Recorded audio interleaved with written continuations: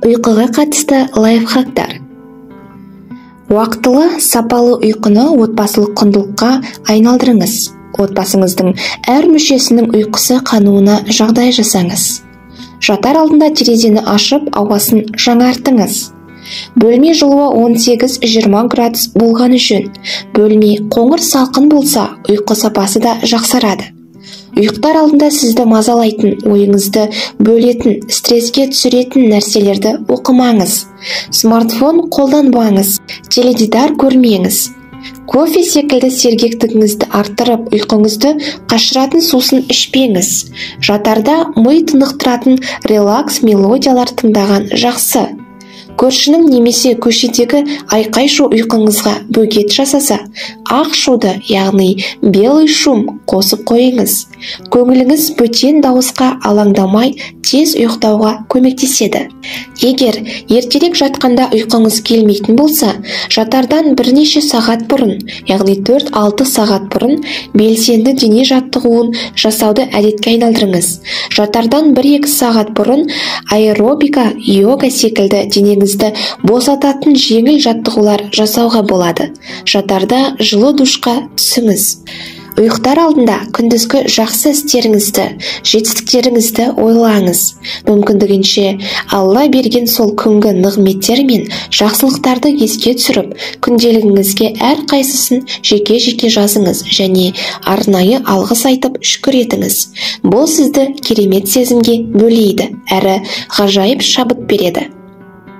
Ұйықтар алдында сізді ренжіткен, көңіліңізге қаяу салған адамдардың бәрін кешіріп, сана мен жүрегіңізді реніштен тазалап жатыңыз. Ұйқыңыз келмесе, мұрынмен баяу әрі терең тыныс алып, асықпай сыртқа шығарыңыз.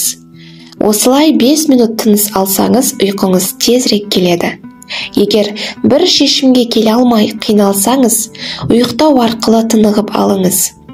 Зерттеушілердің сөзіне сенсек, ұйқы кезінде миымыз қиын проблемаларды шешумен айналысады. Ұйықтап тұрған соң бір шешімге келу оңай. Жұмаққа лайық адам. Алла елшісі мешітте отырған сахабаларына, қазір мына есіктен жұмаққа лайық адам кіреді дейді. Сахабалардың назары еріксіз есікке ауады. Қолында аяқ киімі, сақалынан дәрет суы тамшылап бір сахаба кіріп келді. Осы оқиғадан кейін Абдуллах ибн Амр ибн Ас атты сахаба пайғамбар жаннатпен сүйіншіленген әлгі кісінің үйіне әлденені сылтауратып 3 күн жатады. 3 күн оны бақылайды. Жұмаққа лайық амалдарын байқауға тырысады. Бірақ анау айтқанда еш нәрсе байқамайды. Содан пайғамбарымыз сені жұмаққа лайық адам деп сүйіншілеген еді.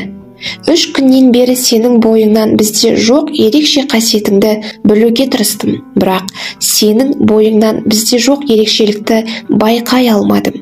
Қане, айтшы, пайғамбар сені жұмақпен сүйіншілейтіндей, біз білмейтін сенде қандай қасиет бар, дейді. Сонда әлгі сахаба, менен не көрсең, мен солмын. Тек басымды жастыққа қоймас бұрын жасайтын бір ісім бар. Күнде жатарда, уа Алла тағалам, бүгін мені кім ренжітіп, көңіліме қаяу салған болса, солардың бәрін кешірдім, деп жүрегімді ренішпен, өкпеден, ашу мен ызадан тазартып барып жатамын, дейді. Бұны естіген Абдуллах ибн Амир ибн Ас, осы ғой біздің жасай алмай жүрген ісіміз, деп пайғамбар үкімінің мәнін ұққандай болады. Міне, сахаба ұсынған нағыз пайдалы медитация.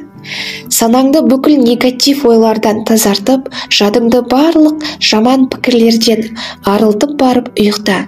Қандай ғажап!